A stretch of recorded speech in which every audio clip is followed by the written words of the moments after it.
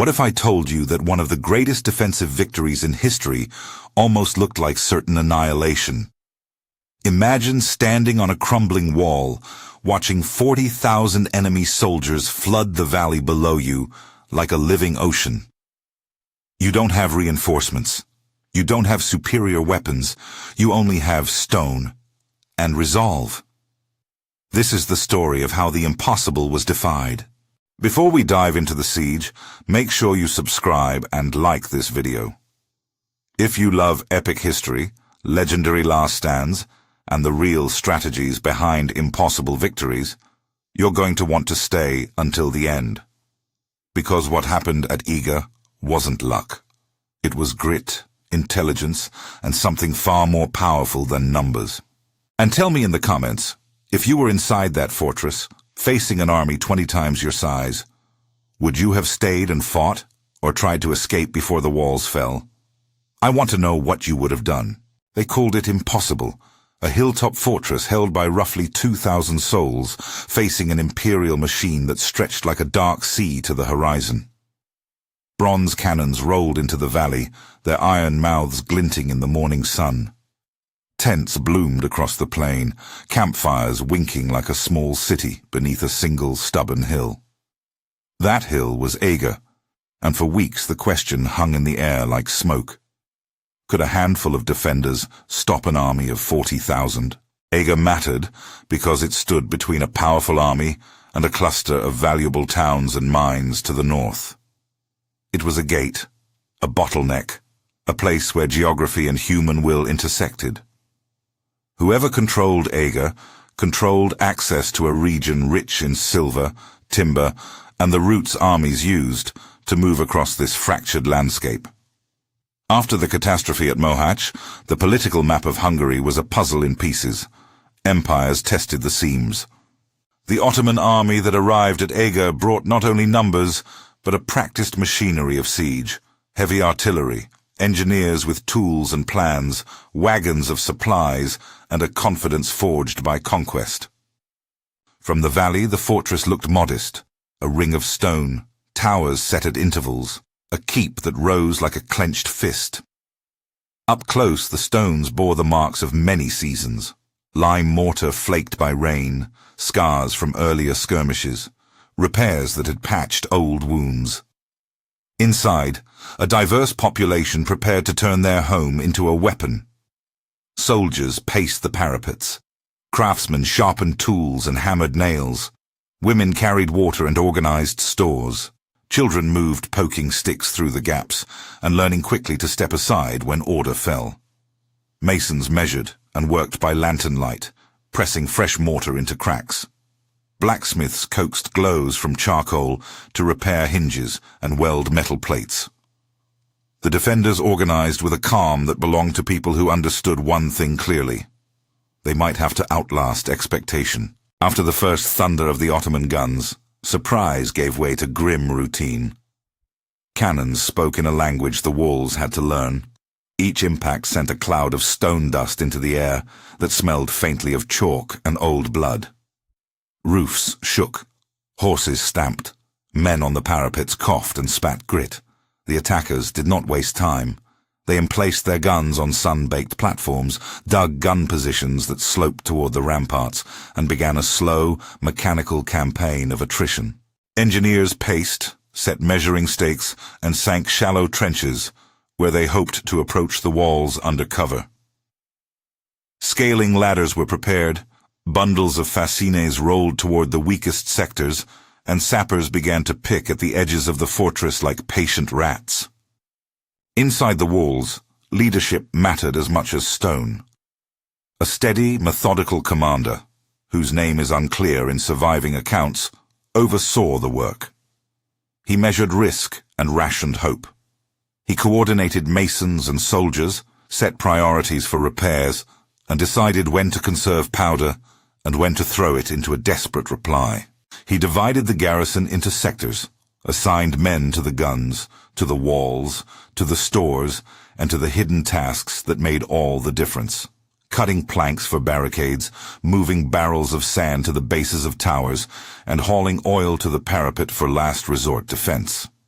When morale threatened to fray, when the constant thump of cannon made it hard to hear anything but impact, the commander kept stepping among the people, quiet, observant, and exacting. The defenders did not rely on bravery alone, they deployed ingenuity.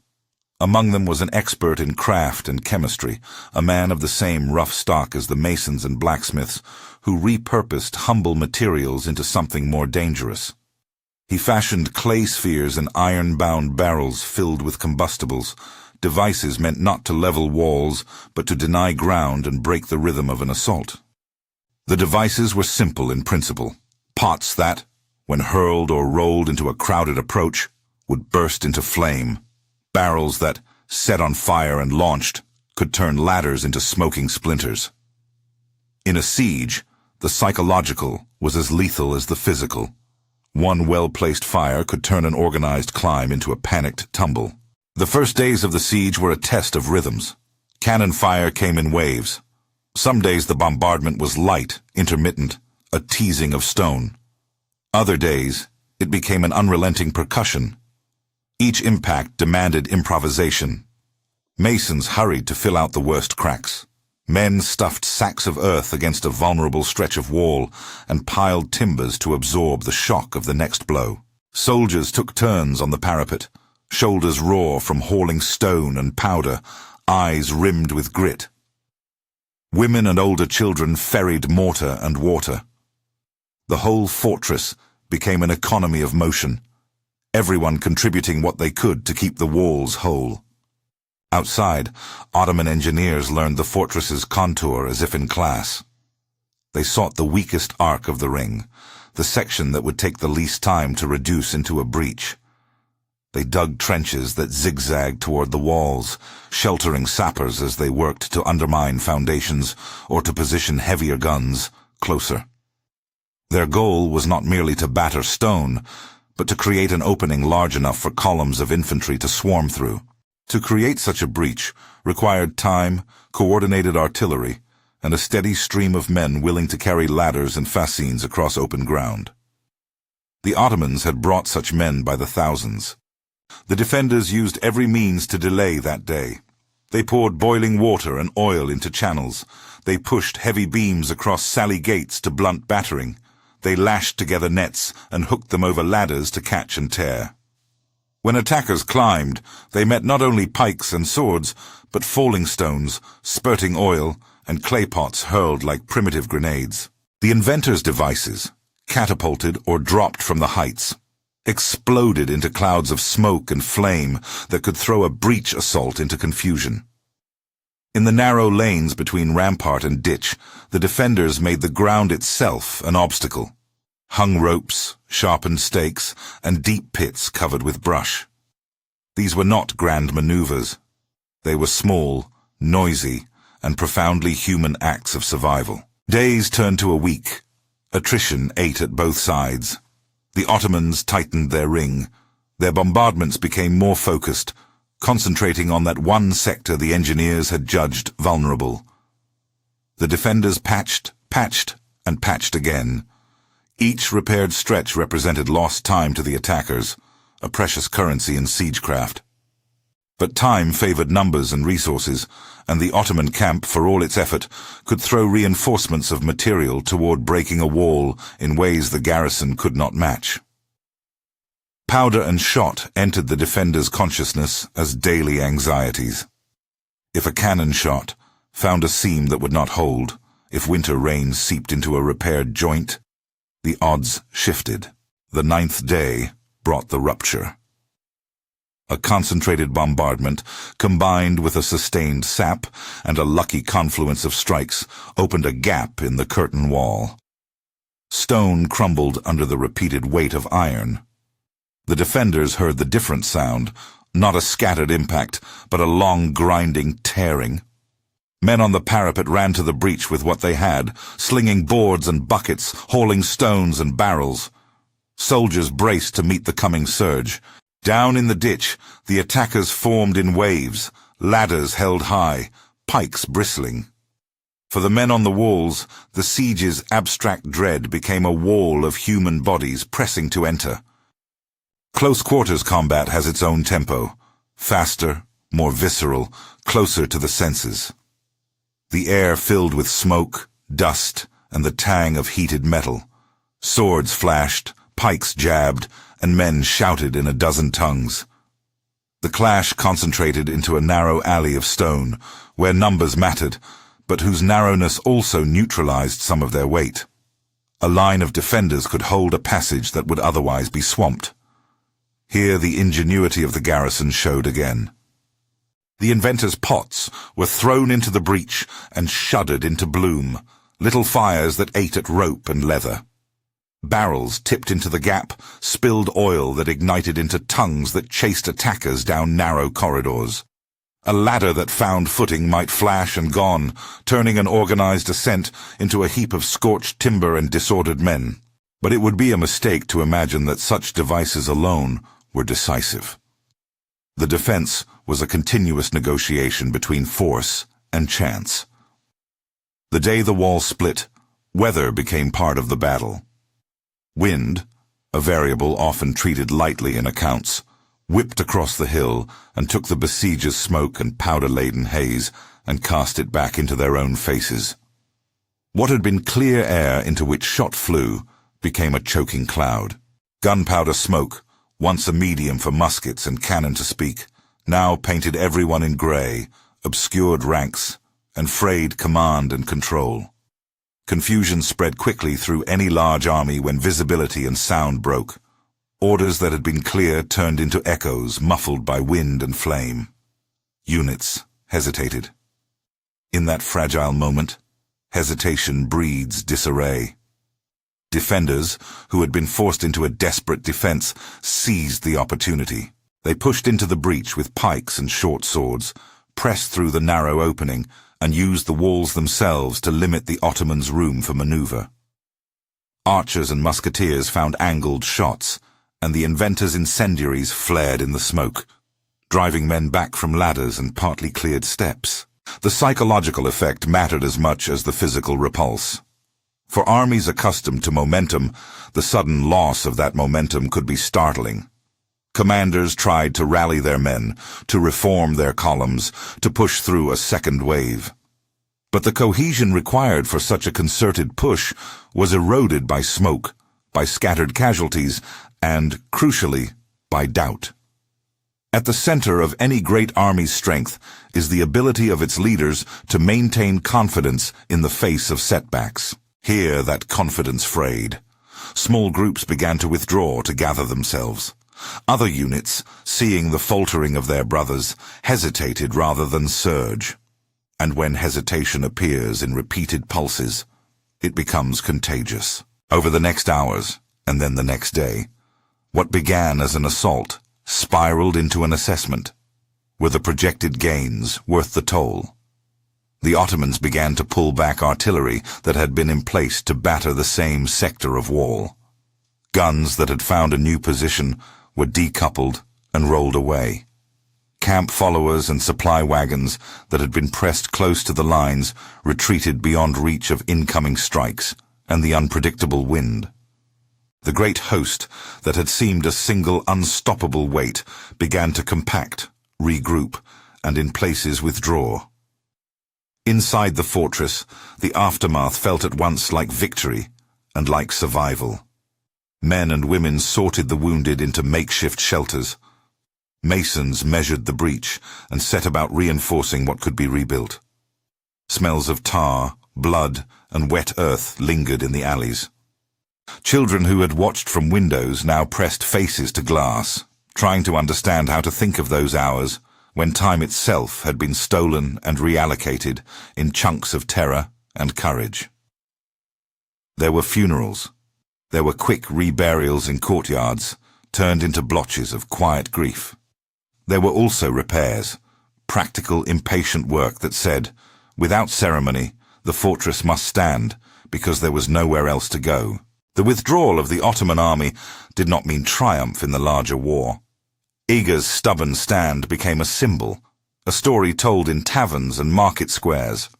It lifted morale and proved that improvisation, leadership, and community could resist a powerful enemy for a critical interval. Yet it was not a turning point that redrew borders. Empires still pressed, borders still shifted, and the larger geopolitical tide moved in ways that a single siege, however heroic, could not immediately change. The siege's true legacy lay in what it revealed: the resilience of ordinary people and the value of ingenuity under pressure. To understand why Eger held when so many expected it to fall, consider three elements that together created the conditions for survival: leadership, improvisation, and contingency. Leadership here meant calm calculation and distribution of labor. The commander inside those walls prioritized work that directly kept the fortress livable and defensible: food stores, water, repair of critical arcs of the wall, and the distribution of ammunition. He did not attempt extravagant sallies. He economized risk. This kind of leadership does not make for grand stories of heroics on the field, but it does make for survival. Improvisation, the repurposing of local skills and materials, created a multiplier effect. The inventor's clay pots and barrels did not replace fortifications, but they changed the character of assaults. Where attackers expected to move in formation up a ladder, they found fire and tangled stakes, devices that required individual action and broke the rhythm of masses. Blacksmiths, masons, and women who organized buckets of sand became extensions of military capacity. In many sieges, the side that better adapted local resources to immediate threats could slow an assault enough for luck to play its part. Contingency, the small, unpredictable events of weather, misfired shots, or a shift in command decisions, was the third factor. The wind that blew smoke back during the breach was not providential. It was chance. But chance interacts with preparation. The defenders were ready to exploit a moment of confusion. The attackers found their own systems fragile when that confusion arrived. History often treats decisive outcomes as the result of plan and will alone. Eger demonstrates how fragile operational plans are in the face of the environment, and how readiness to act when fortune turns can tilt the balance. These elements also explain limitations. A single stubborn fortress does not win wars. The Ottomans remained a formidable force with resources to mount future campaigns. Territorial control depends on political settlement as much as military victory. The symbolic nature of Eger was powerful. It inspired courage and offered a counter-narrative to the sense of inevitability about Ottoman expansion. Yet it was also a reminder that strategy is bigger than any single point on a map. Eger's defense mattered in morale, in local security, and in the mythos of resistance. But it did not, on its own, resolve the larger political contest. The human texture of the siege is what lingers. Think of the mason who, on the 10th day, steadied a trembling trowel with hands blackened by soot, his knuckles raw. He had been a carpenter before he began laying stones. Now his work decided whether a child could sleep in a rooftop room or not. Think of the blacksmith, wringing with sweat at dawn, who repaired a broken hinge with a crusted piece of iron and a borrowed file. Think of the women who, barefoot or in thick shoes, ran water from cisterns, organized loaves, and tied up wounds with strips torn from their own skirts. Their work was not marginal. It was the mortar between the stones of defense. Even small acts carried theatrical meaning. The inventor, crouched in a courtyard with a dim lantern, shaping clay spheres from the red dirt and stuffing them with flammable rags, embodied a kind of austere creativity. His work was messy and unspectacular, but deadly effective when used at a critical angle. It used the ecosystem of the fortress, clay, oil, rope, iron, to create a new instrument of war. The genius of such improvisation is not that it invents something wholly new, but that it sees alternative uses for what is at hand. The Ottomans, in turn, showed the logistical genius of their day. Rolling heavy guns up a slope required not just muscle but knowledge. timbered embankments to hold the barrels, teams of oxen and men to haul, and a secure line of supply to keep powder and shot flowing. Their engineers understood trajectory, the proper angle to reduce a parapet, and the need to coordinate infantry and artillery. They moved in large, disciplined groups that could throw weight into a chosen point. When that discipline met the stout defense at Eger, the outcome hinged on narrow margins, on a few hours of visibility, on the durability of a repaired seam of masonry, on whether a ladder would find purchase at the right time. After the army withdrew, the valley held its breath. Campfires burned less brightly. Wagons moved away in long, crooked lines. The smoke that had once hung over the field thinned and lifted. In the city, people re-emerged from cellars and basements to inspect what had been saved and what had been lost. Walls were patched, windows boarded, and new scaffolds rose to make whole what the bombardment had broken. The sense was not of exultation, but of deep, weary relief. Songs would later be sung of the stand at Eger, and poems would grow around the names of certain deeds. Yet in the immediate aftermath, the dominant sound was not celebration, but the measured, necessary business of survival. What remains striking about Eger is how it compresses so many themes of human conflict into a tight geography. Here is courage that is not always cinematic. It is sweaty, repetitious, and practical.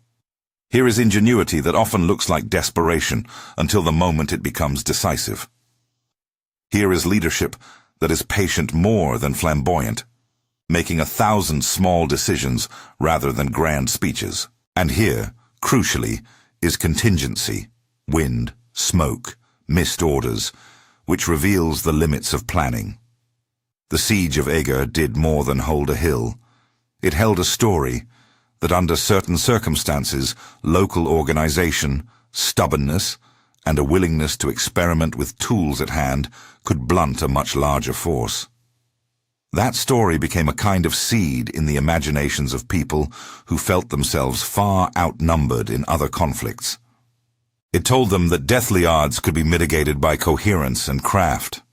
It also cautioned that such victories are rarely strategic solutions by themselves. They are moments, a bright, defiant punctuation in long narratives of expansion and contest. In the long view, Eger's real legacy was cultural as much as military. Towns and fortresses across the region would take heart from the tale. Leaders would draw lessons, maintain stores, keep lines of repair, employ craftsmen creatively, and never underestimate the value of morale. Armies, for their part, might learn to coordinate more tightly and to consider the local conditions, the wind, the slope, the habits of a particular garrison that could complicate even the most seemingly straightforward siege. The city itself, after the smoke cleared, bore the signs of a hard interrogation by war. Scarred stones, patched parapets, and new-work timber told of a crisis survived. People rebuilt, but they also remembered. Stories grew in markets, in inns, and around fires. Stories of a cannon smoke that turned back on its masters, of a line of defenders who would not yield a step, and of makeshift devices hurled into a breach. Those stories fed future resolve and shaped the memory of a people whose daily life was often at the mercy of larger tides. When historians look back, they do not find a miraculous overturning of history at Eger, nor do they find a simple moral that explains centuries of complex politics. What they find instead is a case study in resilience and the interaction of human decisions with chance. They find that material conditions, stone, mortar, guns, worked with human creativity and weather to produce an outcome that, while dramatic, was contingent and limited. Eger became a symbol because it was a concentrated example of broader truths. That preparation matters, that communities can fight collectively, and that luck, when seized, can change moments. The question in the title, "How did 2,000 Hungarians defeat 40,000 Ottomans?" needs a careful answer. They did not win because numbers failed to count. They won because numbers were moderated by geography, by the mechanics of siege warfare, by leadership, and by innovation. They denied the Ottomans a swift breach through repair and resistance. They used primitive but effective incendiaries to destroy the rhythm of attacks. They exploited a moment when weather threw the attackers' plans into disarray, and they turned that moment into a counter-push that made continued assault too costly. That is the practical answer. The poetic answer is that a whole community, combining skill and courage, made a stand that outlived its immediate purpose and entered the realm of legend. This is not a call to romanticize war. The siege was brutal and costly. Men and women suffered. Lives were ended and altered. What Eger offers for us now is a set of human lessons: the power of collective effort, the value of adaptability, and the role of small, decisive acts in shaping outcomes. In watching the stones of Eger hold against thunderous iron, we find a portrait of people doing what people have always done when cornered, using what they have, thinking on their feet, and refusing to let despair become the organizing principle of their days. If this story of an unlikely defense speaks to you, consider subscribing for more deep dives into moments where strategy, craft, and contingency meet on the field of history. Eger remained a battered sentinel after the guns fell silent. It was not the end of a war, but it was a beginning for stories that would outlast the smoke. Its walls, repaired and stood upon, told a clear, simple truth. In the calculus of conflict, numbers matter, but so do stones, shovels, hands, and the small, often invisible choices people make when forced to hold ground. The siege teaches that human determination, practical creativity, and the willingness to act when chance opens a door together can turn a desperate defense into a lasting testament of resilience.